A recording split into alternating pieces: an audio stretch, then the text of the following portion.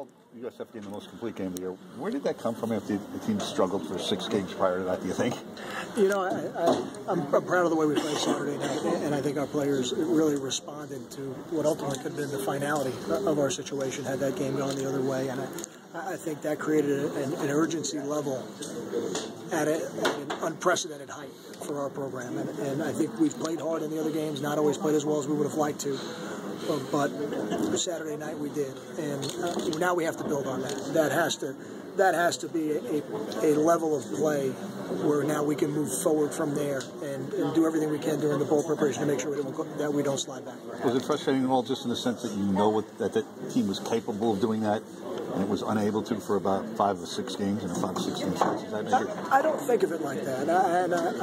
I compartmentalize every week, and once we have acknowledged the mistakes we made and we set the plan in place to try to fix them, then we move forward and we don't look back. So I don't look back with any second guessing of those things. To me, I get excited about seeing what we can do and seeing us play a game like that, and now having a chance to see if we can replicate a similar type of performance against a really fine football program in Notre Dame. How would you describe the reaction in the locker room when you tell these guys you're playing Notre Dame in New York City? It was a tremendous amount of excitement, and you certainly you can't shield anybody these days from any information. So to try to keep things from the players, it doesn't make any sense. We don't reference everything necessarily, but we know they know because they're hearing about it when they're not with us. And we knew there were a lot of talk about where we could go if we were bowl eligible.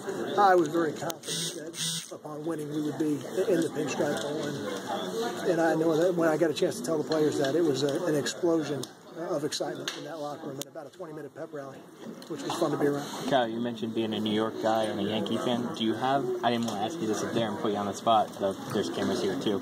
Do you have a favorite Yankee memory or a favorite Yankee Stadium memory? Or I think anybody my age would tell you that the Bucky Dent home run in the one-game playoff is one of the vivid memories of their childhood. And if you're asking me for one, that would be it. But I'm old enough to remember the Reggie bar.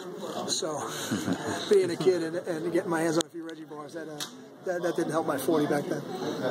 Back in time a little bit to when you brought Joe Rossi on the staff, what kind of stood out to him? And obviously now he's in a bigger role, but what you saw at that point?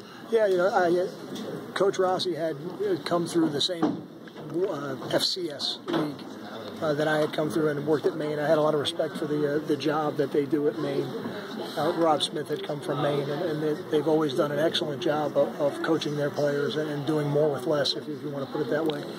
And when we interviewed for the special teams coordinator position, I spoke to a lot of people. We brought 3 on campus to physically interview, and I just thought he did a tremendous job. He's a really bright football coach, had the answers, could give you the answers in a concise, understandable way, and was really the best man for the job. And I think he's proven that. He's proven me right in the last 2 years. Obviously, you didn't bring him in to be a defensive coordinator, but what he did at Maine, was it in line with what your philosophies are, just defensively in general? They were very. I don't know what they're still doing at Maine, but I know back then they were very similar to what we did defensively. But I think it's probably more important that he's been with us 2 years and has, when not doing the special teams, has coached on the defensive side of the ball. So there's no lack of familiarity with the defensive scheme. You've accounted for the quarterback and the defensive coordinator. Are you going to help with the O-line? I have not made that decision yet. Okay. I'm going to speak to some people this week. We may have somebody in place by the weekend. We may not. But if we don't have somebody in place, then I'm going to have to get involved somewhere just so we have enough manpower to get everything done. How much do you trust, Darnell Stapleton to continue to help out there? How much does it help having him there as this kind of transitions with the offensive lineman? I don't know that any of these type of changes are ever easy, but to have somebody like Darnell who's been working with our offensive line the entire year certainly will provide some stability there. And Darnell is somebody that's very well respected by the players and is a good young football coach who's getting better. You said you might have someone offensive line-wise in place by the end of the week. Are there any other updates with timeline on how those searches gone? No, and there's no timeline on that either. I just, his question was whether or not I would do it, and we'll make that decision later in the week. But I'm not going to put a timeline on any of these positions because the most important thing is not having somebody in place by Saturday. It's making sure that the person in place, when they're in place, is the right person for us as we move into the Big Ten. Is there a lot of external interest, especially with the Big Ten? There has been a tremendous amount of interest in the coaching fraternity for all 3 positions. how well do you know Coach Kelly? I know you were the assistant when he was the head guy at Cincinnati, but kind of the same question he got asked.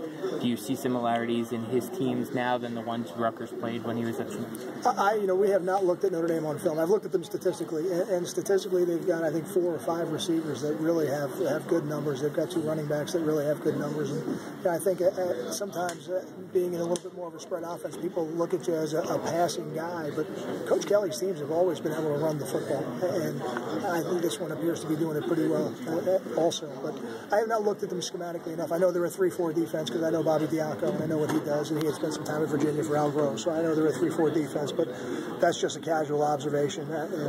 As we get past the recruiting and the contact period, we'll get into watching Notre Dame on film and game planning. Did you know him at all personally before? I've never met him personally, but I've followed him, and we have a common friend, somebody that worked for him at one point in his career, and then I worked with at another stop.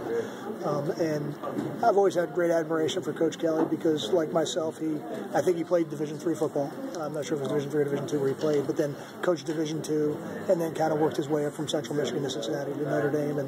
And I think you always, as you come through the profession, are looking to see the other people who've been able to do it kind of like you've been able to do it. So I've always admired his success.